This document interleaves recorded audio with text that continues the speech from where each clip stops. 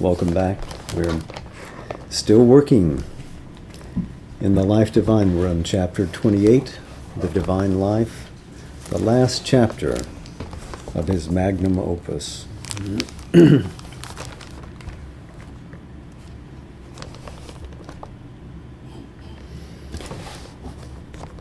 When we put a semicolon last week in our study, he was describing that the discovery of the truth of our individual being brings us into oneness, into a shared reciprocity, pardon me, into a harmony, unity, mutuality, harmony, which are characteristic of our realized individual nature, but also of the collective nature in which we would live in a Gnostic society, in a world where truth attained a signal victory over darkness and ignorance.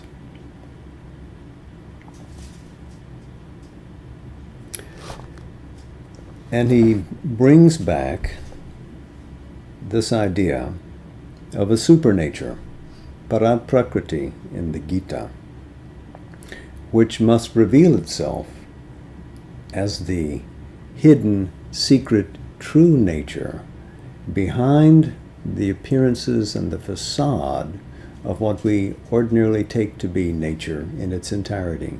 In other words, there is a nature greater than the material, the vital, and the mental. So we continue.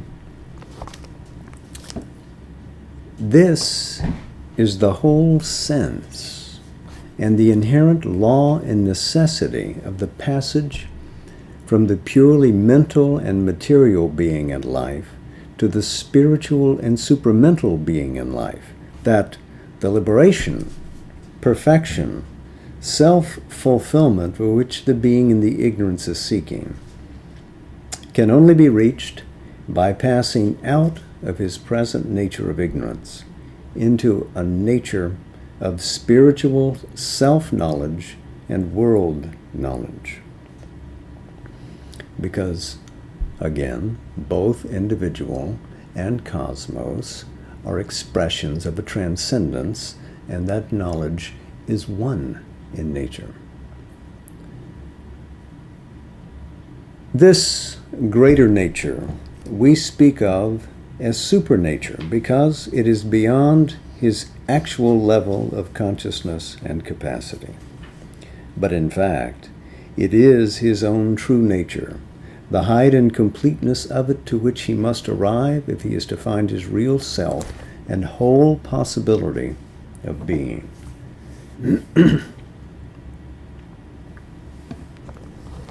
Whatever happens in nature must be the result of nature.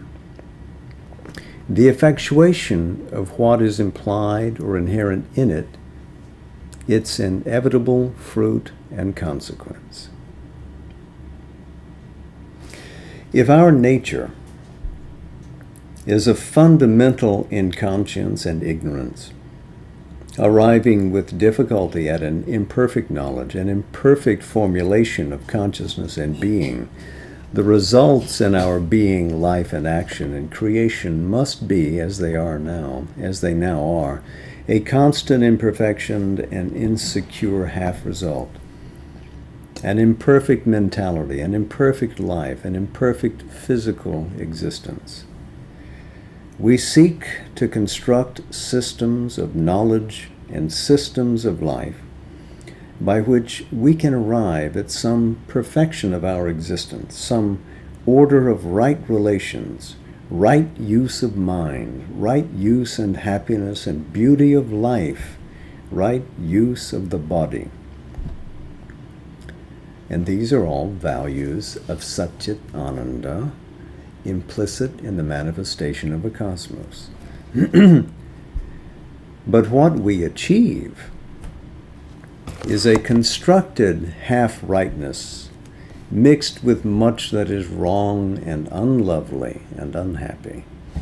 Our successive constructions, because of the vice in them, and because mind and life cannot rest permanently anywhere in their seeking, are exposed to destruction, decadence, disruption of their order, and we pass from them to others which are not more finally successful or enduring, even if on one side or another they may be richer and fuller or more rationally plausible. It cannot be otherwise, because we can construct nothing which goes beyond our nature.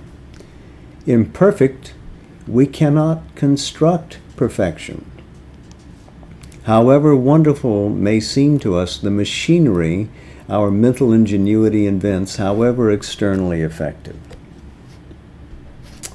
Ignorant, we cannot construct a system of entirely true and fruitful self-knowledge or world knowledge. Our science itself is a construction, a mass of formulas and devices. Masterful in knowledge of processes and in the creation of apt machinery, but ignorant of the foundations of our being and of world being, it cannot perfect our nature and therefore cannot perfect our life. Still true. So is the inconscient the origin, or is the superconscient the origin?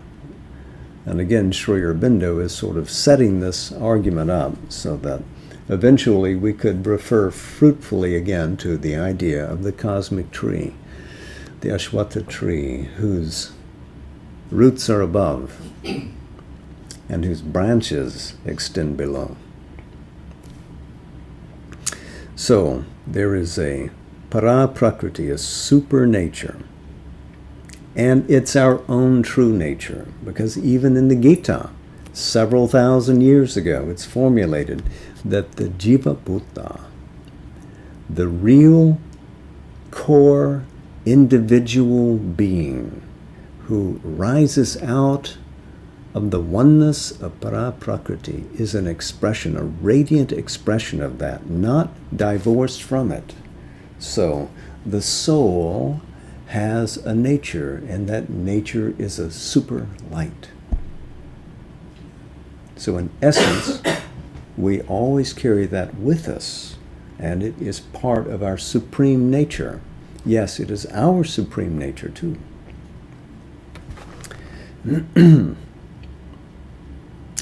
So he continues, our nature, our consciousness, is that of beings ignorant of each other, separated from each other, rooted in a divided ego, who must strive to establish some kind of relation between their embodied ignorances. For the urge to union and forces making for union are there in nature. Individual and group harmonies of a comparative and qualified completeness are created. A social cohesion is accomplished. But in the mass, the relations formed are constantly marred by imperfect sympathy, imperfect understanding, gross misunderstandings, strife, discord, unhappiness.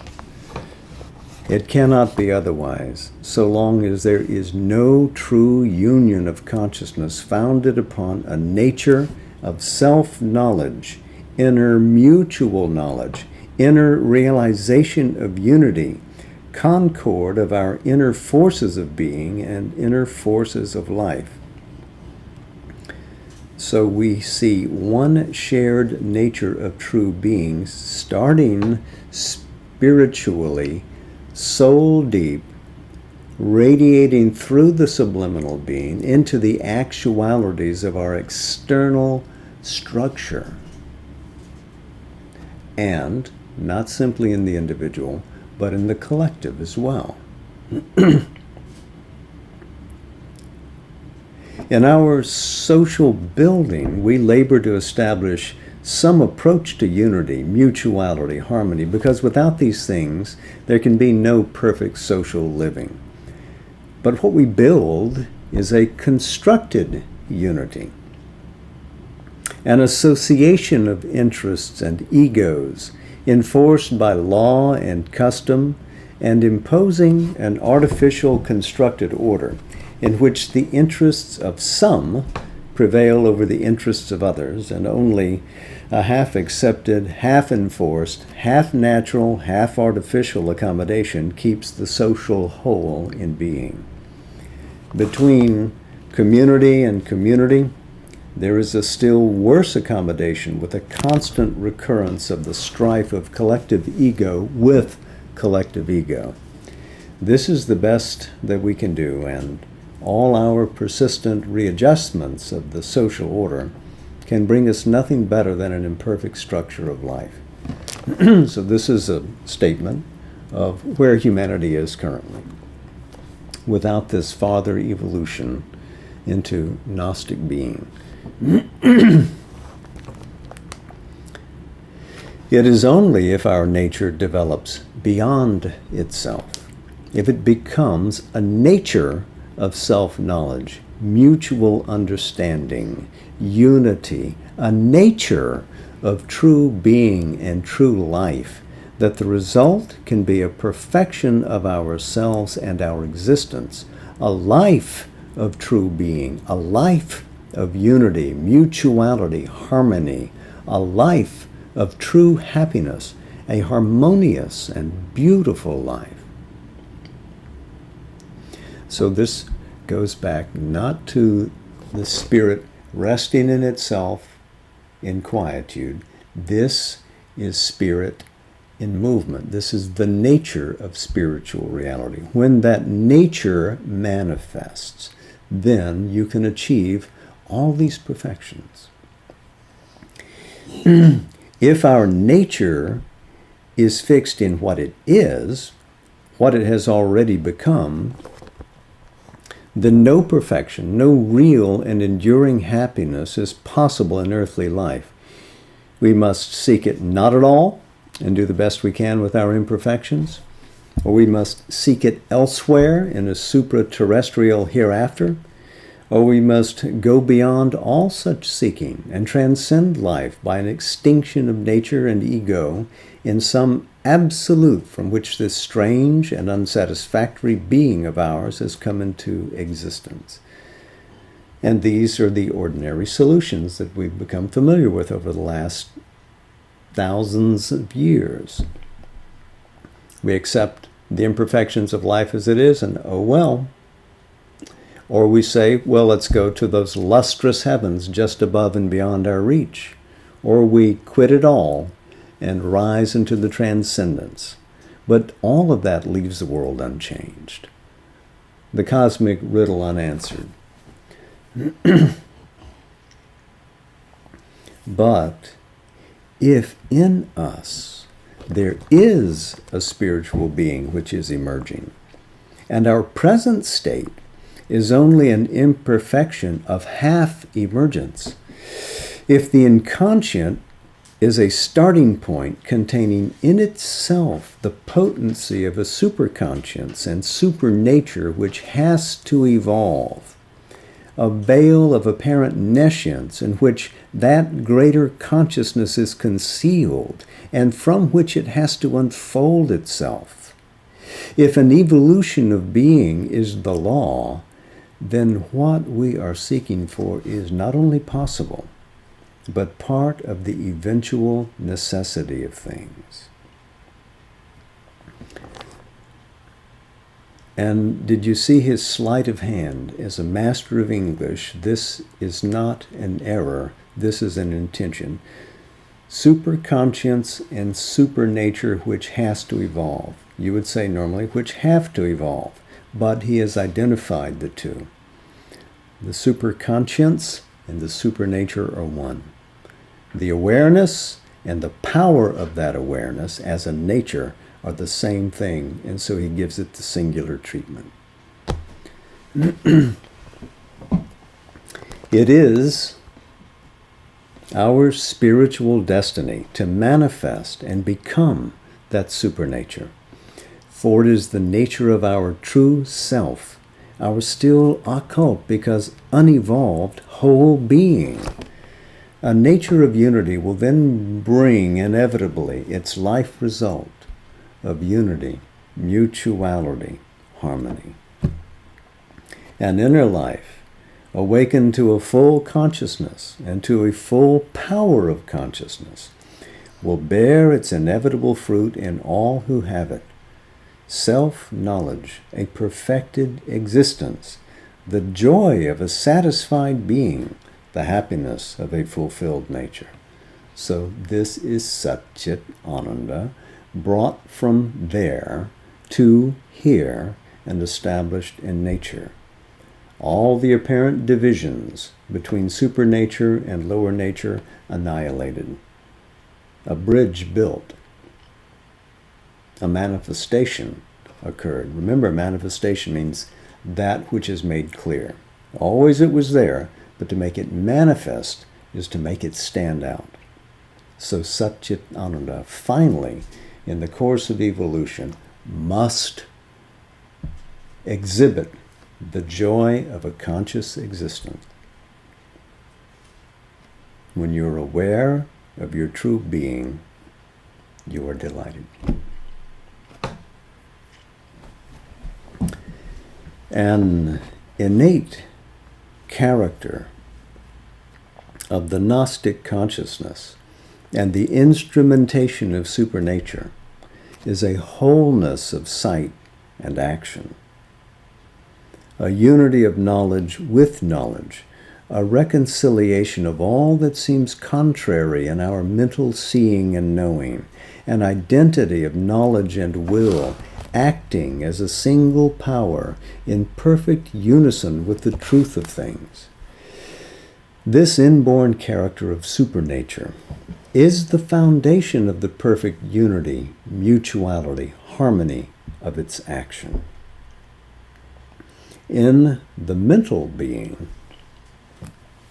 there is a discord of its constructed knowledge with the real or the whole truth of things, so that even what is true in it is often or is eventually ineffective or only partially effective. Our discoveries of truth are overthrown. Our passionate effectuations of truth are frustrated. Often, the result of our action becomes part of a scheme we did not intend for a purpose whose legitimacy we would not acknowledge, or the truth of the idea is deceived by the actual outcome of its pragmatic success. How artfully he expresses it. Even if there is a successful realization of the idea, yet because the idea is incomplete, an isolated construction of the mind, separate from the one and whole truth of things, its success must sooner or later end in disillusionment and a new endeavor. The discordance of our seeing and our notions with the true truth and the whole truth of things, the partiality and superficiality of our mind's deceptive constructions is the cause of our frustration. But there is also not only a discord of knowledge with knowledge,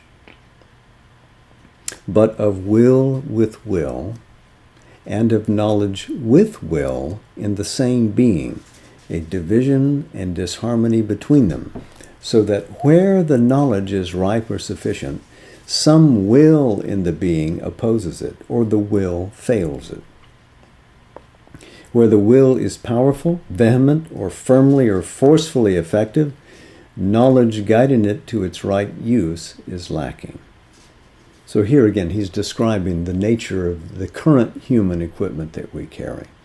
A division between knowledge and will, which in Chit or in Chit Shakti are one and the same thing. All kinds of disparity and maladjustment and incompleteness of our knowledge, will, capacity, executive force, and dealing intervene constantly in our action, our working out of life, and are an abundant source of imperfection or ineffectivity. These disorders, defects, and disharmonies are normal to a status and energy of ignorance and can only be dissolved by a greater light than that of mind nature or life nature. An identity, an authenticity, and a harmony of truth with truth are the native character of all Gnostic seeing and action.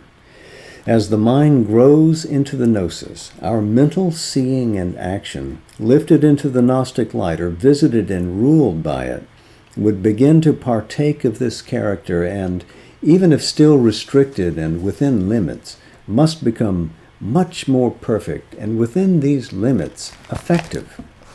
The causes of our incapacity and frustration would begin to diminish and disappear. But also, the larger existence will invade the mind with the potencies of a greater consciousness and a greater force, a bringing out of new powers of the being. Knowledge is power and act of consciousness. Will is conscious power and conscious act of force of being. Both in the Gnostic being will reach greater magnitudes than any we now know, a higher degree of themselves, a richer instrumentation. For wherever there is an increase of consciousness, there is an increase of the potential force and the actual power of the existence. So here he's not leaning on the term supramental, he's leaning on the term Gnostic, which is another equivalent, roughly, for the supramental consciousness as it grips and changes, fundamentally reconstructs the entity that carries the soul now, or that is the vehicle for the soul's conveyance.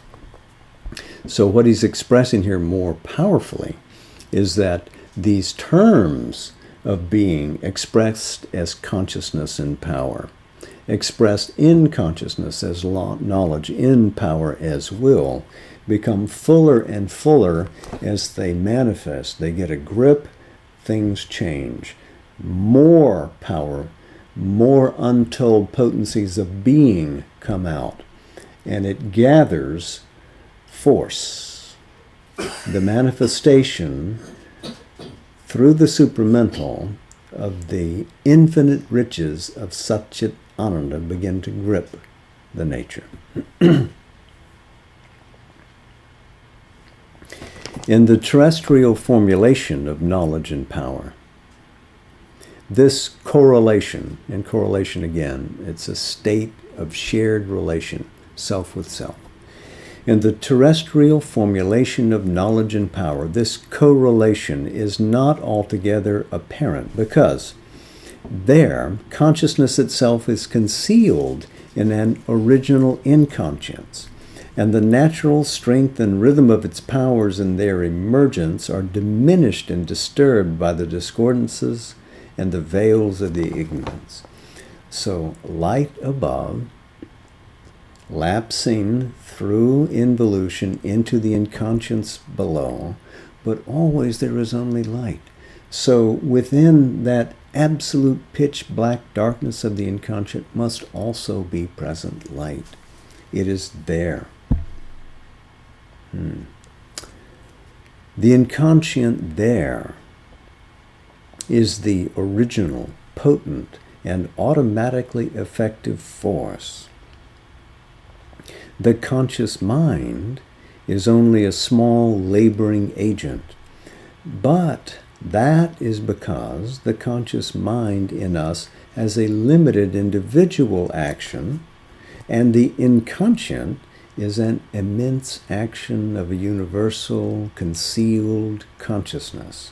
The cosmic force, masked as a material energy, hides from our view by its insistent materiality of process the occult fact that the working of the inconscient is really the expression of a vast universal life, a veiled universal mind, a hooded gnosis, and without these origins of itself, it could have no power of action, no organizing coherence. So this is the mystic truth of the universe.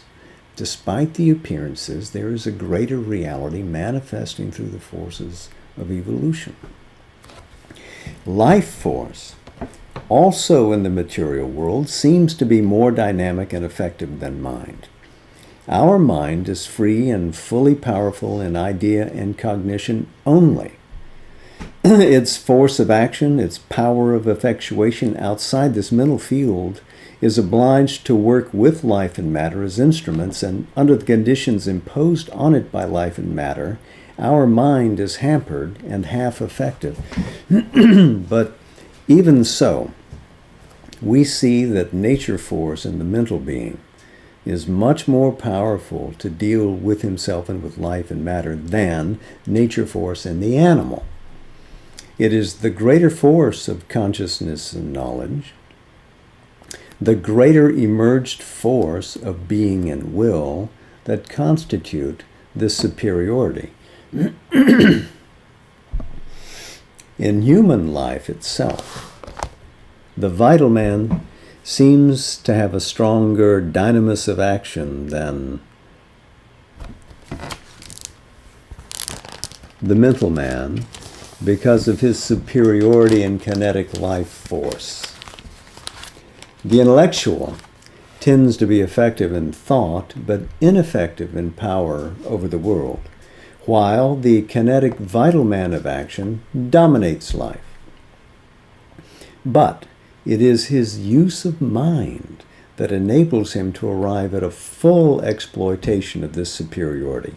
And in the end, the mental man, by his power of knowledge, his science, is able to extend the mastery of existence far beyond what life and matter could accomplish by its own agencies, or what the vital man could accomplish with his life force and life instinct without that increase of effective knowledge.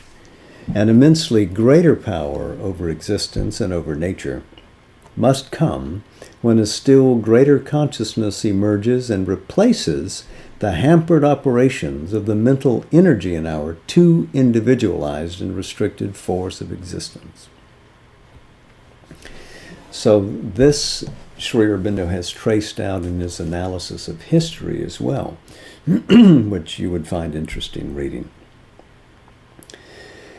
A certain fundamental subjection of mind to life and matter, and an acceptance of this subjection, an inability to make the law of mind directly dominant and modify by its powers the blinder law and operations of these inferior forces of being, remains even in the midst of our greatest mental mastery over self and things. But this limitation is not insuperable. It is the interest of occult knowledge that it shows us, and a dynamic force of spiritual knowledge brings us the same evidence, that this subjection of mind to matter, of the spirit to a lesser law of life, is not what it at first appears to be, a fundamental condition of things, an inviolable and unalterable rule of nature. The greatest, most momentous natural discovery that man can make is this, that mind, and still more the force of the spirit, can, in many tried and yet untried ways, and in all directions, by its own nature and direct power, and not only by devices and contrivances, such as the superior material instrumentation discovered by physical science, overcome and control life and matter. So, consciousness, in other words, can act in and influence and alter and change its material form. What seems to be the master of consciousness is actually the instrument of consciousness. And this would follow out even in ancient Indian thinking in the Sankhya system, because there, mind as manas, buddhi above the mind, can insist that the extensions of matter obey the behest of the conscious Purusha.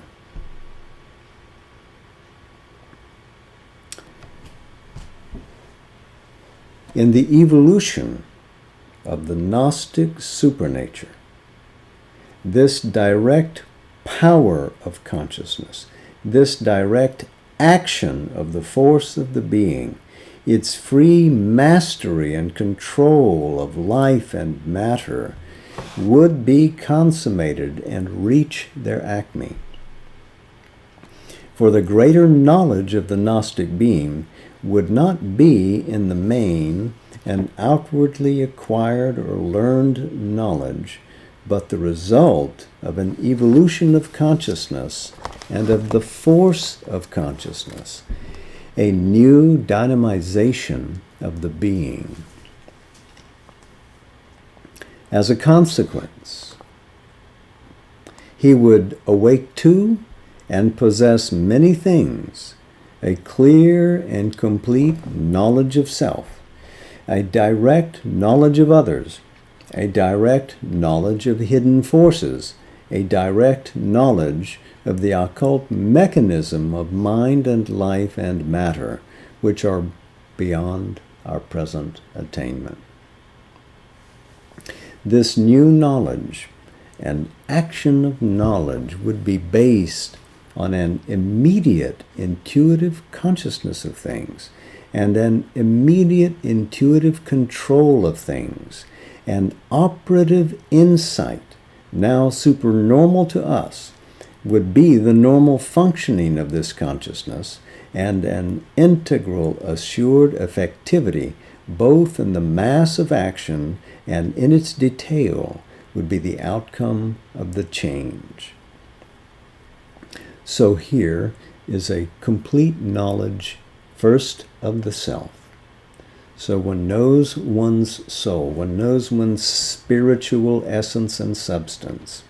And then, therefore, because it's not simply individual but unpartite, extending to all around, one knows the self of others.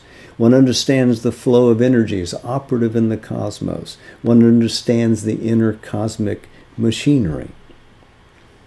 And one has an intuition. Remember, intuition to Sri Aurobindo is not just a surmise truthful of what might be true. It is the edge of a ray of truth. It is light from the supramental itself. And the supramental is the formulation harmonically of the conscious being of delight, which is Satchit Ananda. So this intuition penetrates, but also affects what it sees and wills. And so this is akin to the Rita Chit, which we have met in the Veda.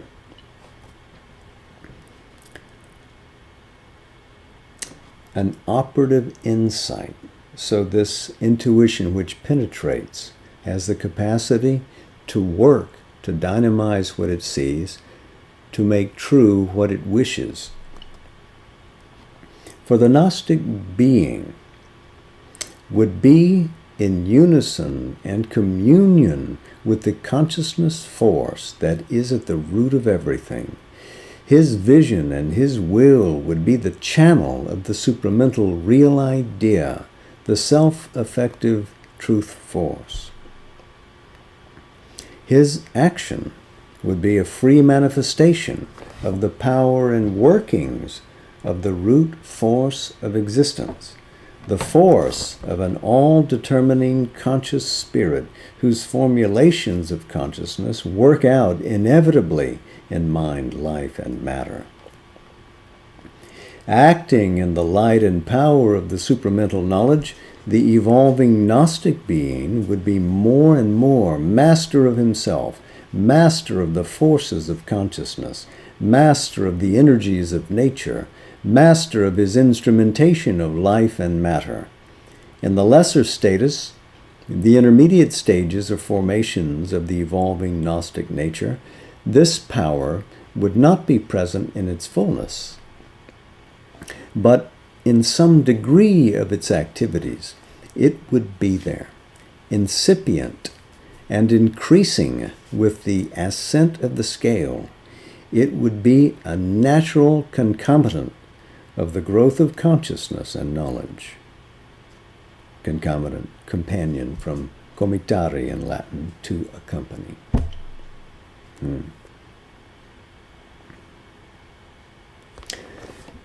And thus, the supramental gains ascendance in the world. I think it's a great place to put our bookmarks for the nonce, and we'll carry it farther in our next meeting. We expect to finish the Life Divine just before, just after Sri Aurobindo's birthday this year.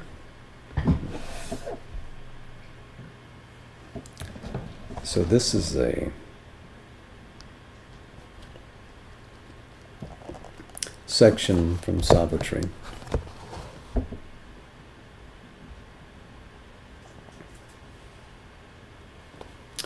Book 1, the Book of Beginnings, Canto 3, the Yoga of the Soul's Release.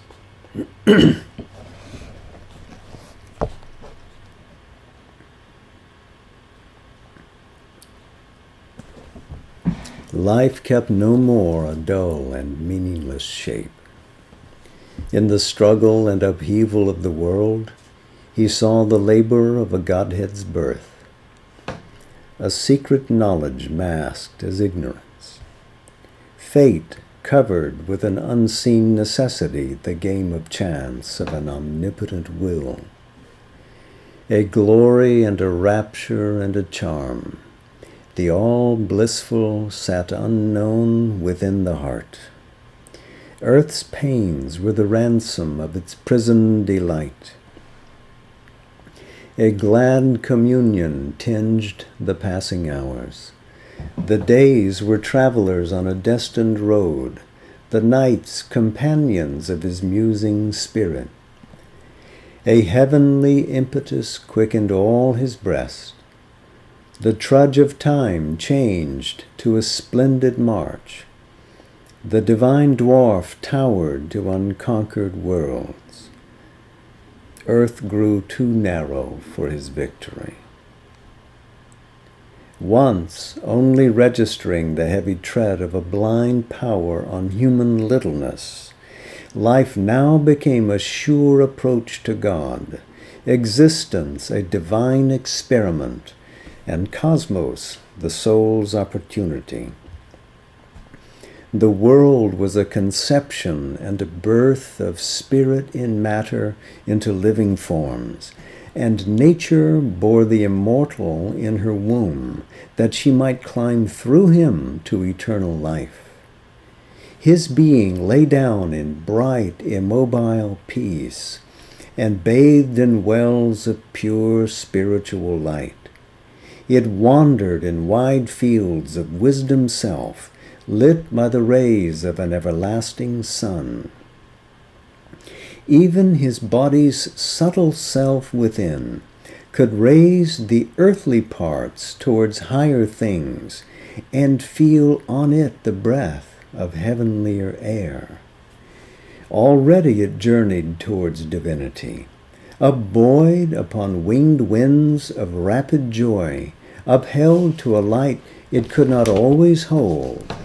it left mind's distance from the truth supreme and lost life's incapacity for bliss. All now suppressed in us began to emerge.